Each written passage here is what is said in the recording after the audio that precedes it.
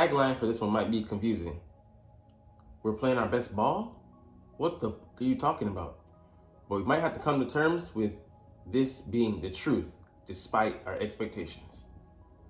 What's up, it's your boy Centron coming back at you with another analysis video, and I kid you not, that's my real name. Aiton Shander says the Eagles are playing their best ball. Sorry, the Eagles are playing their best ball. So the Eagles aren't perfect, they're never going to be.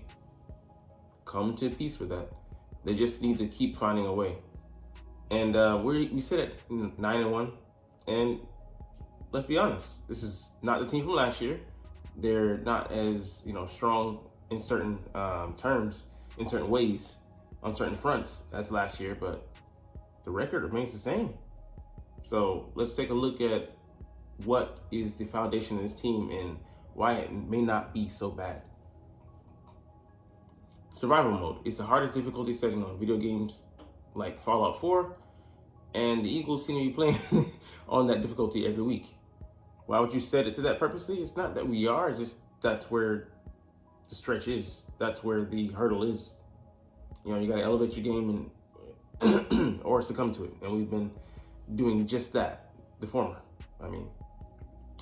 And winning. It's rather amazing to see a team defy the odds each week by causing their own issues, be it turnovers or coaching, and still have the talent and togetherness to come out on top. And yeah, coaching, Brian Johnson specifically, this last game didn't help us out, didn't do us any favors with the way he called the first half. He did have some answers in the second half, and do some film study maybe later this week and get into something that he perfectly set up. And we got to get him, if we want to make him the GOAT, and I mean the one that's like culpable, we also got to give him his praise, when things come through, when things fall through, when they fall in the right order for us. He's responsible for that, whether we like it or not. Yeah, because we do have the talent and to get togetherness. Because it's funny, I stopped sweating in matches. I'm just like, this match I hit a new level. I'm like, we're gonna pull through. We're close. We're competing. We're not letting them take advantage of the opportunities that they have, specifically the defense here coming through clutch in the second half, blanking the Chiefs, who saw 17 being the final score after they scored that in the first half. They didn't sniff any points after that. Each week, no matter the opponent, the Eagles find a way to survive outside of a throwaway game to the Jets. That's it. Zach Wilson beat the Eagles, but a game like that won't happen again this year because I think we're just too focused, man. That was when we were still finding our way, trying to, sift through what our identity is going to be. I think we're sold on it, and for better or worse, we're committed to being these 2023 Eagles, and that's just fine with me because we've made winning a habit, which is really hard to do. Now Philadelphia may lose another football game, but it won't be to the lowly Jets. They will simply lose to a good football team, the Bills. Okay. I don't think the Bills, but Bills could be a good team. They're just standing their own way. They have their own issues, similar to the Eagles in a microcosm, but we're not addressing them. The 49ers, the Cowboys, the Seahawks. Those are the only teams on the schedule that threaten us at this point. Other games, we'll have to have subs in to lose, or just play piss poor, shoot holes into your barrel and take on water type losses. The manner in which they lose may look similar to games in which they win because the Eagles actually are playing their best football. So this is, something that would cause great pause amongst the fan base, pundits, and the football world. But you don't want to let chaos be a normal that, you operate, you adjust to. But what if what for us, that's just being battle tested. And, we, for better or worse, we're winning these games. We're coming out on the winning side. I would fight against the opinion that we are the 2022 Minnesota Vikings. We're not that team. They were very limited. We may be in certain things, but the offensive firepower we have, the way our defense is playing, and the units that we have that are our strengths, you can't compare us to that team. It's incomparable. And yeah, the level of play, they weren't playing the level of opponents that we're going to play and that we have played. Because last year you heard ad nauseum, the Eagles didn't play anybody. Okay, now they keep moving the goalposts. Our tough stretch was supposed to start with the Dolphins. Now it starts with the Chiefs. Now the Chiefs are, okay, they don't have any receivers. It's one excuse after a fucking another, man. All right, here's a sneak peek to the ending.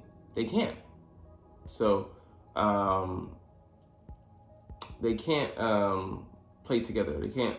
Oh, let's go back. We just talked about that. When will the Eagles play their best football? Yeah, they can't because they're doing it now. The Eagles are dominating in certain areas and getting crushed elsewhere, which, you don't want to be 32 or in the bottom half of the league in anything, but by nature, you're going to be hovering around that category in several of them because you can't be great at everything, right? Anyways, the Eagles are dominating in certain areas. Okay, I just said that. There's a healthy sense of balance here where no matter what goes wrong, something goes right. Something going right will be the difference. So, yeah, our offense wasn't holding, its weight. Our defense was, at least they weren't getting bullied, about the field. They did hold the Chiefs to 17 in the first half. Special teams wasn't horrible, but I would say for the first half, we were all at least at the best middling. With defense having stretches of okay, good to okay play. They were the best unit out of those three, I believe. But then on the backstretch, they all played in conjunction, and it was defense holding the plate for most of it. They had a couple first downs and all that stuff allowed. I mean, that's gonna come, but for the most part, they were holding serve. Special teams elevating, particularly stopping Kadarius Toney at the 9, allowing him get 0 yards after he had kind of played around with us a little bit in the special teams return game. And the offense, scoring points here and there. 7 here in the third quarter, 7 here in the fourth quarter, but that was enough. We didn't need a full throw effort. And that's not saying that's not what we want, and that's a standard, because we didn't play to the standard. We keep the standard, but we played below that. But we, played an off game where we weren't hitting on all cylinders in any phase all game, and we still came up with the win. Battle tested. But that balance, it's very delicate, but we're towing that line somehow. But it just seems like they raised their game. Like, Jalen Hurts plays better from behind than he does with a lead. Go figure, man. But I used to hate Tom Brady, and I got that creepy, eerily similar feel from Patrick Mahomes, that creepy vibe when they're coming from behind. It's just they're the boogeyman. They're coming to get you, and Jalen is him in that regard right now. Jalen Hurts can throw a pick after pick after pick. Defense is gonna put on pressure and give him another shot to score, which they did in this game. AJ Brown can disappear, but don't worry, they have Devonta Smith. Nobody else does. Yeah, he picked up the slack when they were doubling, maybe even tripling AJ Brown to take him out of the game, committing resources, committed to not letting him win them the game. It's okay. We have other guys that can step up. Swift stepped up. Our O-line stepped up in the second half. No sacks. It takes a village, as they say, and we got them people. Shout out to my 70s baby that know what I'm talking about. Anyways, defense will get worked on the ground or the air, but don't worry, the other side not getting work will overcompensate for the better. So we got. Think about back to the Commanders games, both of them. Our offense kept pace with that Commanders squad when our defense was Swiss cheese. And hey, sometimes it just goes like that. It's one of those days where you get yourself in a funk and you can't climb yourself out of it. Preventable, I believe it was coaching issue, Sean Desai, but let's give him, he was a GOAT in those games, but let's give him his flowers here. Excellent. Chef's kiss. That's why the Eagles are playing their best ball. It's not just this perfect picture you draw in your mind. Most fans want to blow out every week, which is not going to happen, especially against the level of talent that we're playing every week in this stretch, and feel weird if their team sneaks by. Well, after 9 wins and a lot of sneaking, it's time to think that this is the brotherly shove of, epitome. We're the living epitome of the brotherly shove. We're going to push past, and you can try, but we're inevitable. Is anything other than the record and means to that record? Yeah, what I just said. Anyways, nothing around this team or outside this team seems to penetrate the circle of belief, and they're unshakable in their faith, their unwavering faith and trust. You can watch those post-game speeches by Nick Sirianni, Jalen Hurts, or whoever steps up in the circle. Man, those guys are unflappable, unshakable. The way they believe in each other, just like, what QB cuts into their coach's speech and they don't get the side eye. It just wonderful, the chemistry that we have and the bonds that we have. They're strong, man. You can tell. This locker room is solid from top down. That's why we can take in a guy like Jalen Carter and not bat an eye, and actually bring him into the fold and have him be a productive member of the Bird Society, because we take care of our young. All right, nothing wrong with this team. Yeah, whether that's Hurts in his leadership or another part of the team picking up Hurts in a struggle game, the team has found ways to win despite poor play. Yeah, we just we're not happy with it, of course, but we challenge each other. Like Jalen challenged Mailata, cussing him out during halftime. Mailata comes out there and plays better, and he admits, he's like, "Hey, my quarterback can come out and cuss me out because I haven't been playing well." Poor accent, but anyway, you get the point. Watching Monday night's game against the Chiefs, one thing is so apparent to me that makes this Eagles team so tough to count out. They just won't stop. Yeah, we're like the brotherly shove. You can try and stop the momentum that we built, but we're just a steamrolling train at this point. And we're going to get our 2 yards. Come hell or high water, we're going to get those 2 yards. The only people that can stop us is us. I solidly believe that, because we can weather any storm. We can run you over in the run game. We can out-throw you in the pass game. We can possession you, creating turnovers, being opportunistic, shutouts, pitching, turnovers. Like, we've won so many different ways this season. And as much as it causes heart palpitations early, man, it gives you that firm faith in the team. Okay, we can get it done many different ways. We're not just a one-trick pony, multi-layered. So the defensive front, made up of multiple bodies, able to win battles over the course of games, making up for any coaching deficiencies usually seen in the first halves. Yeah, so we're just closers on in the front seven. Get after you. Guys like Nick Morrow have 3 sack games. We don't even, have a hoopla about it. We know that maybe that'll come up somewhere down the line again. We can use that. It was an aberration, but just knowing that you have that in the cards, crazy. No, the defensive coordinator isn't some monster adjuster during halftime with a huge whiteboard, but rather a beneficiary, just like the last guy, of sending wave of pass rushers. Yeah, he's got the talent, but he knows how to use it. And he's not afraid to take chances and adaptability. That's why when I get to the film room, what we were able to do, approach, I'm like, what? 2 safeties? Same side? Same guy? Spit roast? Okay, going too far. All right, anyways. No offensive line in the NFL is currently built to withstand an Eagles pass rush for 4 quarters. They just aren't. We're going to, like, in the Cowboys game, we abused Terrence Steele. He thought he was a man of steel. That boy was mad at a sludge. We sent Brandon Graham on him. Sent him out the door. Then we let Sweat have a turn. I know it sounds like doom, doom, doom, but it was like that. They were running in and out of the room on his ass. Pause. The fun part comes in seeing when these lines break down. Exactly, like at the end of the Chiefs game. Man, it was fun to watch them collapse. Sometimes it's the first quarter or half. Yeah, like first quarter, second play of the game, Patrick Mahomes gets smacked in the face. And then the end of the game, putting pressure on him. He's, getting intentional grounding calls on him because he ain't got no choice, man. Coverage holding up. Boards are getting there. Sorry. Not sorry. Other times it just takes another wave to finally crash into the wall. That may happen deep in the game, as we saw with both the Chiefs and Cowboys. Stop making my points for me. I need to read the article. It's my fault. Let me see. Anyways, Desai Reddick isn't being coached any differently in the second half. He's just a monster that nobody can defeat on the field. Yeah, the boy just has another gear when he knows the game is on the line. They may win a battle, but nobody's winning that war. Not against Reddick and the rest of these guys. Him and Sweat. It's a competition to get to the quarterback late in the game when the game's on the line. Oh, you start Reddick? What about Josh Sweat? Bruh, stop.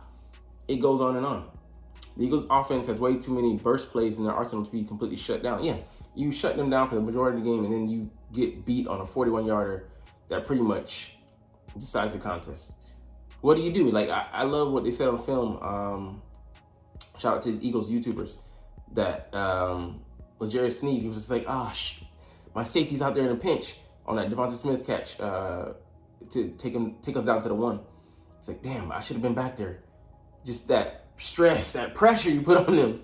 You play a perfect game, and then all hell breaks loose because you didn't cover on the one play. And that's all we needed. So they may neglect the run game or force too many passes at first, but each play has the position for a massive gain. Yeah, ask DeAndre Swift.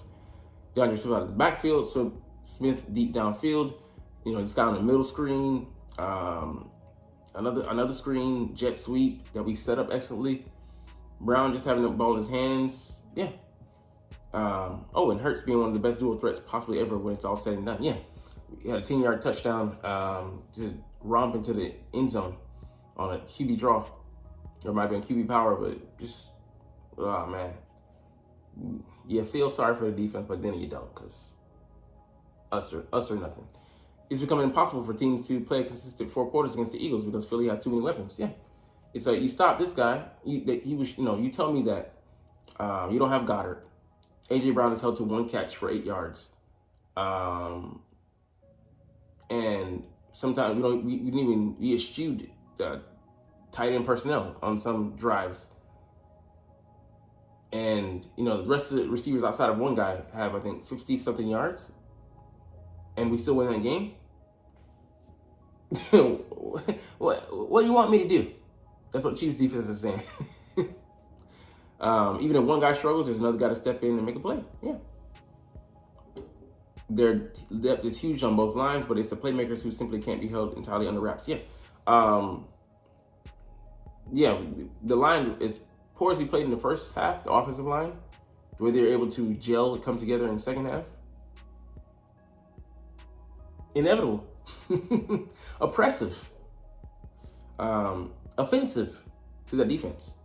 It's amazing, fun, unpredictable, and at the end of the day, a winner. Whether the team makes it back to the Super Bowl or not isn't my concern today. Nah, we're not worried about that. One game at a time. What takes center stage is how well this team is playing despite it not looking that way. Yeah, which is amazing. Because it's funny, pundits have come to accept it as well because it's just been inevitable to their train of thought. All right, they're not winning like they should. It just doesn't look good. All right, man. Well, what can we say? They're still fucking winning. What an awesome team to watch. They never seem to panic and always have a response. Yeah, there's no panic in this team. None. They might come in the ensuing drive after giving up a score, or it might come 3 quarters after being held silent. Yeah. We responded to the Chiefs' drive to score a touchdown, unwavering, and 3 quarters of being held into check, mostly an aggregate of that. We did score in the 3rd quarter, but it was just inevitable. I keep using that word because it's so fitting. They're just a massive machine that is becoming increasingly difficult to slow down, let alone stop. Yeah. You got to find a way to slow us down because we're going to get our points. And then we spot you playing conservative late and then still pulling out games. Cowboys and Chiefs, highlight those. But there isn't a game too tough or a better opponent than the Eagles right now. They're 9-1 with the best record in the NFL. This is a team playing its best football with room to continue to define its identity. And that's where we have the secret sauce because we can continue to get better. There's some room for improvement. But we're kind of fine rolling with this formula because we're like Saiyans. We raise our battle power. We raise our power level when we need to. All while winning games in the process. You keep waiting for Guffman. I've got Hurts and Reddick. I don't know who Guffman is. Anyways, let's get on to the next piece. Eagles and Cowboys expect to be interested in Shaq Leonard. Yeah, he is wanting playing time. That's why he was complaining and got out of Indianapolis. He cleared waivers. He does have history with Nick Sirianni playing with. When he was the offensive coordinator there. That being said, look at his PFF grades, and these aren't the end all be all, but he was a highly rated defender just a all rounder, run defense, pass rush, coverage. Now it's like he's halved, 49.1. Pass rushing grade, 47.8. 63.9 run defense, 55.4 overall grade. If that's the guy you're getting, yeah, keep him on the practice squad as insurance, but you're hoping this guy doesn't play.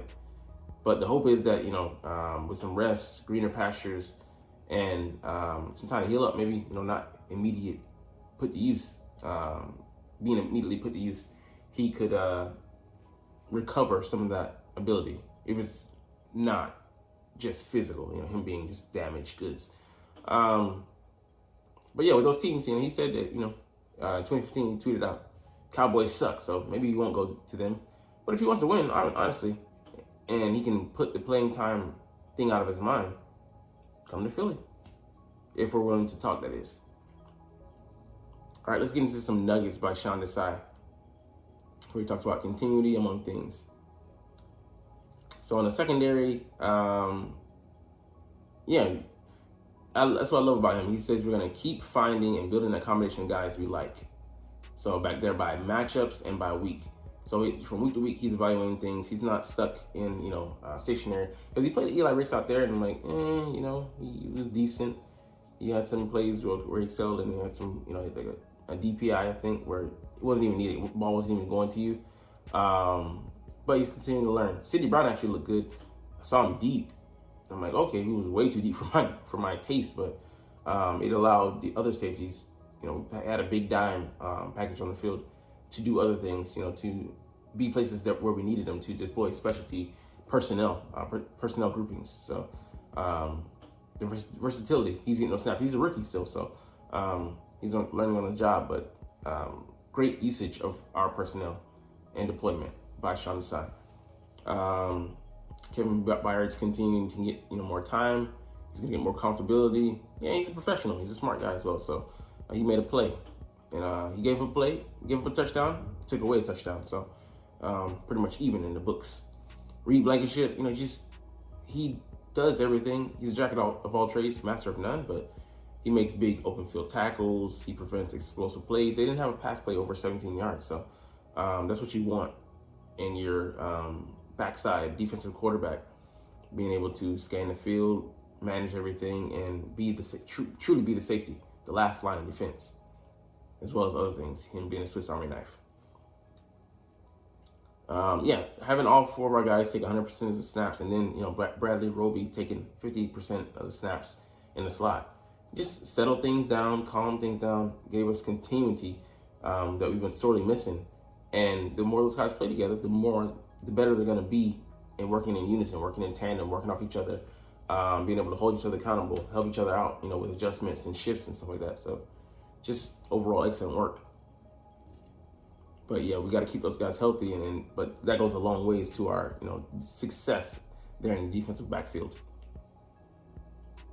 And second half adjustments, I'm like, it's on the personnel, and it's them taking the coaching and executing on the field, but also shout out to the eyes, the mind, the brains behind the operation for getting those things into place and making those adjustments, because the first half and second half were diametrically opposed to one another, and we came out there and played well, excellently, in unison, conjointly with each other, and it really showed, man. Like I said, having the same 4-5 guys back there makes a hell of a lot of difference, especially coming up on the preparation for the Bills. Josh Allen, it's interesting, and I hate it kind of because they just changed, coordinators mid-season. Of course, that makes it difficult to get a feel for their philosophy and their identity, because what is he going to do? We only have one game of tape to go off of. We can maybe scour previous things Joe Brady has, previous places he's been, previous things he's done in other offenses, but You know, none of it can be directly applicable to what Josh Allen is gonna do, because he's a different player, a different breed. Like he's saying here, the guy can beat you throwing the ball, run the ball the true ball carrier runner, as a scrambler. Yeah, he's physical, tough, accurate, has a strong arm. I mean, he's the perfect quarterback if he just could limit his bad decisions in the passing game, as well as the fumbles. But yeah, man, Sean Desai has some interesting, thoughts, takes. I just love his flexibility, adjustments, and his adaptability, as well as commitment to doing certain things. So we're gonna blitz, even if it's not the timing or not the called for here, just to keep the quarterback on their toes. And you typically don't blitz a quarterback like Mahomes, but we did, and it worked to success. Speaking of the clock, give him different looks, switching things off, not just vanilla like Jonathan Gannon used to do last year. But it's night and day what we have to work with here. All right, let's get into the last thing that we're gonna look at here, the injury report. So yeah, he's gonna be on this list because hell, we might try to play him next week. I don't know. I don't think so, but you never know, because we did have that bye week to include with his injury, or that forearm fracture. Concussion, Milton Williams, friendly fire. He ran into his guy. I got one of our guys, kind of rushing in there. I'm like, bro, just slow your roll, just let them tackle. But it is what it is. He's probably not gonna play just because Britton Covey's the only player of ours that had a concussion and was able to play the following week. Bradbury wasn't able to. Other guys that weren't able to as well. Justin Evans did not practice, so that knee maybe having a little bit of a setback. We'll see how it goes, but maybe he'll play next week. Grant Calcaterra with the ankle, we'll see. Noah Togiai is going to be brought up from the practice squad most likely, and we're probably going to have him play just to be our third emergency tight end. Derek Barnett, personal, don't care, man. The guys ain't really contributing anything outside of still run defense when we do deploy him out there. AJ Brown, thigh limited, manage that. We'll see. He'll probably play, but we got to manage that. Same with DeAndre Swift. We need those guys, two of our big weapons. He's limited with the ankle. Julio Jones, knee limited. Could just be that veteran, needs some rest. He did play quite a few snaps. I think more than Olamide's the kid, so we do have him in the bag. Quez Watkins activated from the injury return, or IR, anyways. He has a 21-day practice window. We'll see how it goes. Could be next week for him as well. So, we're still going to give him reps, because he's the deep threat that, Sirianni harps on, they love so much. Now, the Bills, they're dealing with quite a few injuries, man. Teron Johnson, he's their slot corner. Concussion, did not practice, so could be some trouble there. He's the replacement. He's a slot guy. Dane Jackson. I think it's Dane Jackson, though. No, it's wrong. Dane Jackson, the starting corner. Concussion from him as well. Did not practice. That's worrisome. As well as Taylor Rapp in that defense. Did not practice with a neck injury. Coach Sean McDermott sounded positive about him playing, but you never know. Michael Hyde limited, but you got to believe he's probably going to play after he came back, I think, last week. Cam Lewis dealing with a shoulder. He's the backup nickel corner to this guy. He's limited as well, so they could be hurting, man. But I hope we don't fall into that Jets trap. It's okay. We all have those.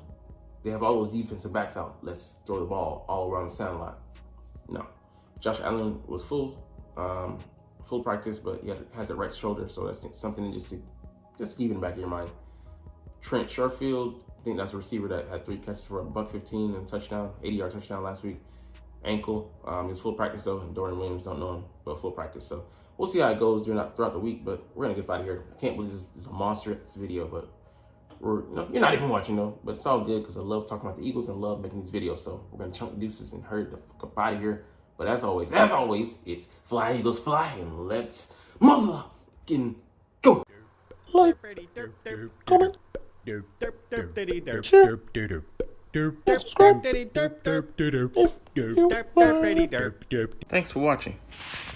check me out at Centron Anime, Centron Life, or Centron Laughs, or other social media.